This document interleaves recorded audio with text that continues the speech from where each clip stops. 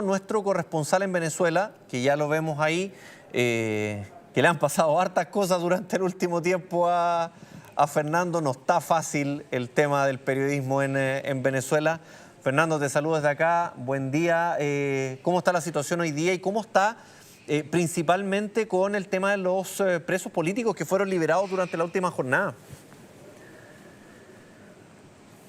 Hola, buenos días para ustedes. Saludos a todos. Bueno, en efecto, amanece acá en Caracas 8:15 de la mañana, todavía esperando esa masiva liberación de presos políticos hasta la noche de este viernes, que estuvimos en las cercanías del helicoide. Tan solo 9 personas habían sido liberadas de este centro de reclusión y de algún otro centro de reclusión donde pues habrían liberado a 2 o 3 personas, pero esa es la cifra, sorprendentemente, luego que Jorge Rodríguez dijera que iban a liberar los presos políticos a solicitud de Donald Trump. Bueno, solo 9 personas han sido liberadas. Claro, y en ese sentido, Fernando, ¿cómo está el ambiente, la sensación en Venezuela con esa liberación de estas 9 personas? Bueno, pueden imaginarse los familiares de estas personas. Algunos tienen poco tiempo detenidos, pero hay otros que tienen años detenidos allí, 4 o 5 años detenidos, sin proceso judicial, sin condena. Bueno, y eso lo sufre la familia también, ¿no? Que está a las puertas de los centros de reclusión, no solo en el helicoide, sino en el Rodeo, que está muy cerca de Caracas, a unos 45 minutos, y otros centros de reclusión en el resto del país, los familiares a las puertas esperando que salgan. Y bueno, todavía no hay noticias de que van a ser liberados. Fernando, y la situación de María Corina, ¿cómo está? Porque iba a conversar con Trump, Trump se abrió a hablar con ella, después de que le quita el piso. Finalmente, ¿puede llegar María Corina a Venezuela? Bueno, a Venezuela no, en este momento tenemos información de que está en Estados Unidos. La próxima semana va a verse con con Donald Trump. Y ahora sobre venir a Venezuela, yo creo que todavía no están las condiciones dadas para regresar al país. Yo creo que eso va a esperar un poco, que el piso político y sobre todo de seguridad. Yo creo que las condiciones de seguridad en este momento no están para que María Corina esté en el país y creo que esa es la máxima razón para que no pueda venir en este momento. Fernando, la situación interna de la cúpula en Venezuela, de los hermanos Rodríguez, de Diosdado Cabello, se lo preguntaba recién a Guido, nuestro analista, te lo pregunto a ti ahora tú que estás allá. ¿Cómo está la relación ahí? ¿Cómo se ve eso? Bueno, ahí hay una brecha, ¿no? entre ambos sectores, entre Jorge y Delcy Rodríguez y Diosdado Cabello. Debe haber una brecha, y es la brecha militar o policial. Quien controla el ala policial en este momento en el país es Diosdado Cabello, quien es el ministro del Interior y tiene a la mano a todas las policías del país. Y por supuesto Diosdado viene del ala militar. Entonces allí hay una brecha clara en este momento. Hay rumores en la calle de que quien está trancando la salida de los presos políticos es Diosdado Cabello. Eso es algo que no podemos probar, es simplemente lo que uno escucha en las puertas de estos centros de reclusión. Bueno, y entonces allí hay claramente una brecha política entre ambos bandos, ¿no? Unos que vienen de acompañar a Hugo Chávez desde el golpe de Estado y otros que han venido integrándose a este movimiento político, pero claramente son civiles. Exacto. Claro, claro. Cabello, que participó en el fallido golpe de Estado a principios de los 90 con Hugo Chávez, que siempre lo hemos dicho acá, o sea, Diosdado Cabello en ese sentido, él viene del mundo militar. A diferencia de Nicolás Maduro, a diferencia de Delcy Rodríguez, que se fueron sumando después, él viene del mundo militar. Entonces, por eso te lo preguntaba, porque acá la duda que queda es ¿cómo reaccionó Diosdado Cabello a, en parte, lo complaciente que ha sido Delcy Rodríguez con Estados Unidos? Sí, y imaginamos que allí tuvo que haber una fricción porque Diosdado Cabello, digamos, es más radical en sus posturas. No sabemos puertas adentro qué pudo haber pasado en esas discusiones de gobierno para tomar este tipo de decisiones, ¿no? Pero claramente uno pudiera pensar, por lo que uno ha visto durante años, digamos, estas decisiones, primero la petrolera y luego esta de liberar a los presos políticos, no tuvo que haber sido fácil de tomar dentro del gobierno, ¿no? Claro, le pregunto a Guido eso mismo. ¿Cómo ves tú esa fractura eventual que pueda haber entre Diosdado Cabello y Delcy Rodríguez, Guido? Bueno, sí es un escenario que es posible, digamos, es muy problemático, desde la óptica sobre todo de los Estados Unidos y también de la propia supervivencia del régimen. De hecho, yo diría de que es razonable desde la perspectiva de los intereses del puro régimen esta suerte de liberación por goteo de los presos políticos, porque creo que una de las cosas que van a tratar de evitar es que esa liberación se torne en una liberación masiva, que eventualmente se vuelque en un movimiento de masas que ponga en riesgo esa supervivencia. Y eso es algo que el propio Estados Unidos posiblemente no miraría con buenos ojos, ¿no? Porque de nuevo, Marco Rubio dice, lo primero es la estabilización, después eventualmente la apertura y tal vez en un largo plazo la transición. Pero lo que manifiestan ambos en esta conversación creo que es absolutamente clave, ¿no? La posibilidad de que internamente el régimen sea más fisurado de lo que se ve desde afuera, de que puedan haber voces que discordan finalmente con lo que ha ocurrido durante toda esta semana, que piensen de que sea necesario tener una postura más inflexible con Estados Unidos, incluso a una costa de los riesgos militares que eso podría significar. Pero creo yo que al menos inteligentemente el régimen ha mantenido, si es que existen esas fisuras, las ha mantenido claro, muy más o menos bajo la superficie, ¿no? Muy cerrada. Fernando, ¿cómo ha tomado el ciudadano venezolano, la ciudadana venezolana, esta situación de este intercambio ya de petróleo por parte de Estados Unidos hacia Venezuela, de que pueda haber una apertura económica? ¿Cómo lo han visto? Bueno, sabes que es el comentario, ¿no? Bueno, ya cedimos en la parte del petróleo, pero no es lo más importante que mira la gente, ¿no? Ese no es el comentario más importante sobre el petróleo. Las personas están más pendientes de lo político, de qué va a ocurrir con la transición política, que al final es quienes ejercen el poder y tienen la potestad de modificar la situación económica y social, sobre todo acá en el país. Pero digamos que no es...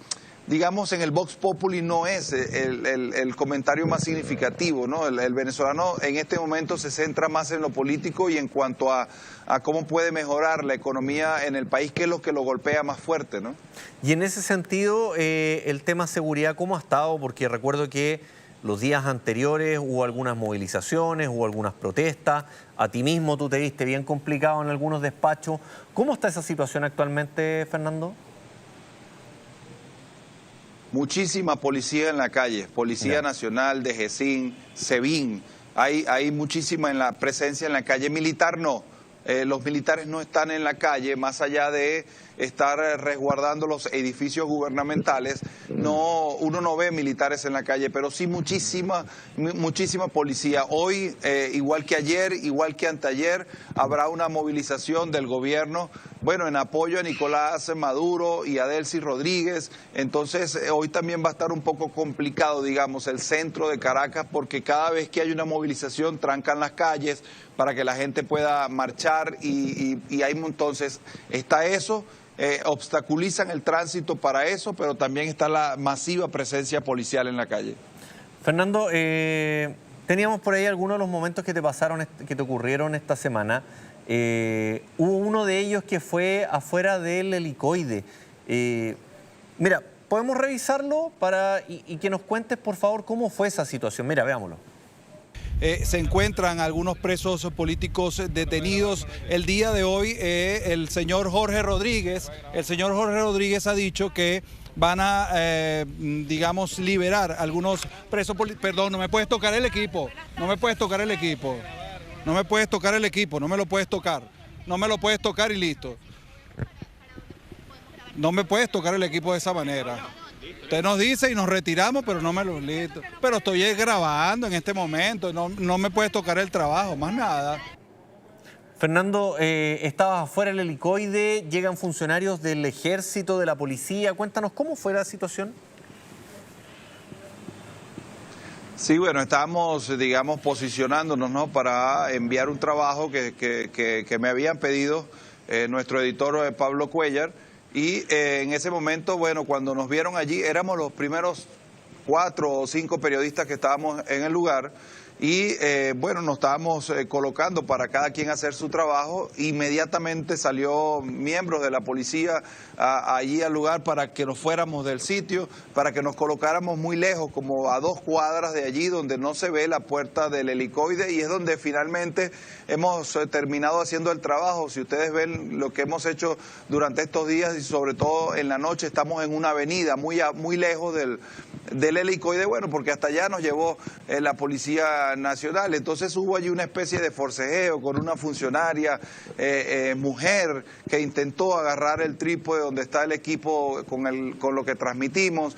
No pasó de allí, pero esa incomodidad siempre de que te quieren, uno no va a agarrarle el arma al policía no, ese es su equipo de trabajo y yo tengo el mío. Entonces no te metas con eso. Simplemente si tú llegas, digamos, de manera educada y hablas con el periodista, ya nos entendemos y podemos llegar a un acuerdo, pero no puedes llegar a agarrar los equipos y los vas a llevar para donde tú quieras porque tú eres la policía. Eso no es así.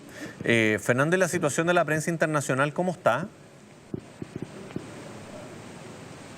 Bueno, aquí la prensa que está en el país acreditada está trabajando, digamos, con puros periodistas venezolanos. Que yo tenga conocimiento, no queda en el país un periodista extranjero. Creo que los últimos que quedaban acá era uno de CNN y un colombiano, y los 2 fueron expulsados del país la semana pasada cuando fueron detenidos en los alrededores de la Asamblea Nacional, cuando creo que fue el día lunes exactamente, cuando, bueno, 14 periodistas fueron detenidos en toda la ciudad y luego fueron liberados en el transcurso del día, y a estos 2 periodistas extranjeros los sacaron del país. Entonces, bueno, aquí se sigue transmitiendo para distintas señales, pero con puros periodistas venezolanos. Ok. Guido, la situación en Venezuela, en ese sentido, nos decía Fernando, mucha seguridad en las calles y también manifestaciones a favor del régimen, que es algo muy típico de las dictaduras. ¿Van a seguir durante los siguientes días, nos imaginamos? Sí, yo creo que sí, es decir, forma parte también de la manera en que el régimen se encarga, por un lado, de transmitir cierto grado de homogeneidad interna a nivel comunicacional y de mantener, si se quiere, el espíritu, llamémoslo así, revolucionario vivo en un periodo crítico donde si el asunto no se gestiona adecuadamente, el régimen puede caer. De hecho, tomándome un poco de lo que estaban diciendo ustedes, va a ser también interesante esa insinuación que ha realizado particularmente Catherine Leavitt, ¿no es cierto?, la portavoz de la Casa Blanca, en términos de la posibilidad de que incluso a nivel periodístico haya apertura en el corto plazo en Venezuela y la entrada de periodistas norteamericanos a reportear directamente ahí. Obviamente esto requiere de pasos intermedios, lo hablamos al inicio de esta conversación, la posibilidad de reapertura de una embajada, de ciertas garantías obviamente de seguridad, de la imposición de Donald Trump. Todo esto es algo que Leavitt simplemente mencionó, pero Donald Trump sabemos el interés que tiene en términos comunicacionales y podría también estar dado ahí. Entonces, la situación no creo que deba evaluarse como una de tipo permanente, sino como una de continuo cambio, que puede obviamente derivar en cuestiones que ya hemos discutido, ¿no es cierto? La acentuación, si se quiere, de esta fractura interna, si es que existe, la posibilidad de mayor penetración estadounidense y mayor intento de control estadounidense, y de una liberación progresiva, por goteo, pero igualmente extendida en el tiempo, de presos políticos, y ahí obviamente también cambia el escenario social y probablemente va a ser más difícil para el régimen gestionar y controlar, ¿no es cierto?, esa sociedad que ya en las urnas, ¿Guido? al menos, demostró estar en oposición a Maduro. Pero nos decía Fernando que para esta jornada se esperan manifestaciones pidiendo la libertad de Nicolás Maduro y en ellas participando también Delcy Rodríguez. Finalmente está como en una ambivalencia ella. Por un lado le está dando el favor a Estados Unidos, pero también al régimen, está como en la mitad, ¿o no? Sí, bueno, no sabemos cuál es el grado de discusión interna que existe en la cúpula de poder venezolana. Sí sabemos de que al menos debe haber algún tipo de acto performativo, porque la legitimidad de Rodríguez para el círculo chavista descansa también en este tipo de acciones. Y por ende tampoco creo que pueda aparecer abiertamente subordinada a los intereses norteamericanos. Es decir, el ejercicio de balance que está haciendo Rodríguez manifiesta por un lado el hecho de que debe tomar en consideración lo que ocurre internamente en Venezuela y al mismo tiempo tener en alta prioridad el canal con Washington, y por eso su rol es muy complicado, muy difícil y muy fácil también de criticar. En ese sentido, Fernando, ¿tú cómo ves a Delcy Rodríguez? Yo le preguntaba recién a Guido esto de que está como en esta ambivalencia, o sea, por un lado responde a Estados Unidos, pero también al régimen. ¿Cómo la ves tú? Bueno, exactamente así, ¿no? Tiene que ir navegando en esas aguas, en esas dos aguas políticas, bueno, porque tiene que mantener, digamos, avivada la llama de la revolución por un lado, pero por otro lado tienes que sentarte a hablar con Donald Trump. De hecho, ayer se salía la información de que ella, Delcy Rodríguez, le estaba solicitando una reunión a Donald Trump la próxima semana, así como también la Casa de Nariño en Bogotá anunció que podía visitar Delcy Rodríguez la próxima semana Bogotá, aunque esto luego el Palacio de Miraflores lo desmintió o lo rechazó, dijo que en este momento Delcy Rodríguez no iba a salir del país, pero es la información que circuló. Entonces tienes que moverte en esas dos políticas, ¿no? Hablar con Estados Unidos, pero también hablarle a tu gente y seguir hablando de revolución y esa retórica chavista, madurista que han tenido durante 26 años. Claro. Guido, ¿tú cuánto sientes que puede aguantar esta ambivalencia de Delcy Rodríguez? Mira, la pregunta es realmente muy complicada. O sea, si uno va a la política comparada y trata de imaginar casos análogos, digamos, o parecidos, yo imaginaría de que las condiciones no aguantan más allá tal vez de 12 o 18 meses. ¿A qué voy con esto? De que probablemente va a haber un ímpetu, particularmente por el secretario de Estado Rubio, de hacer o de llevar a cabo una transición de la naturaleza del régimen en un año, tal vez un año y medio de plazo. Es absolutamente imposible de predecir, pero me parece de que hay que pensar en esos esquemas de tiempo, ¿no es cierto? Una primera fase que tal vez puede tomar un par de meses de estabilización, luego todo lo que hemos estado discutiendo, ¿no es cierto?, de continua penetración. Y ojo, algo que también creo que es importante decir, no es solamente penetración de los intereses norteamericanos en Venezuela, sino que eventualmente socavar los intereses de los adversarios norteamericanos en Venezuela, particularmente China. Y hay que ver ahí cómo ese juego geopolítico también incide en la política interna para luego eventualmente pensar, no sé si en elecciones, hay que ir viendo tal vez eso, pero creo que no hay que ser optimista en suponer de que todo este proceso vaya a ocurrir de forma rápida, porque cuando pudo ocurrir de forma rápida, que era el colapso del régimen inmediatamente después de la salida de Maduro, claramente Uy, se nos pegó ahí. tenemos el caso de que Estados Unidos apoyaba la mantención del régimen, y mientras no haya un cambio político en eso, bueno, la situación se va a mantener. Claro, Fernando, lo que nos decía Guido, el ejército, la policía siguen completamente leales al régimen. Bueno, de cara a los venezolanos así pareciera ser, ¿no? Que tanto el ejército al mando de Padrino López como digamos, las policías en el país al mando de Diosdado Cabello parecieran ser leales, ¿no?, al régimen que ahora encabeza Delcy Rodríguez. Eso es lo que ellos muestran, ¿no?, al país y es lo que uno puede decir. Es muy hermética la información puertas adentro de la institución militar, como para saber cómo está en este momento pensando la cúpula militar y por supuesto los mandos medios del sector castrense acá en el país, pero así pareciera ser. Ok, Fernando, muchas gracias. Una vez más agradecidos de tu trabajo. Cuídese harto porque está complejo el ejercicio del periodismo allá. Muchas gracias, Fernando. Muchas gracias, Guido, a ti también. Vale, que tengan buenos días.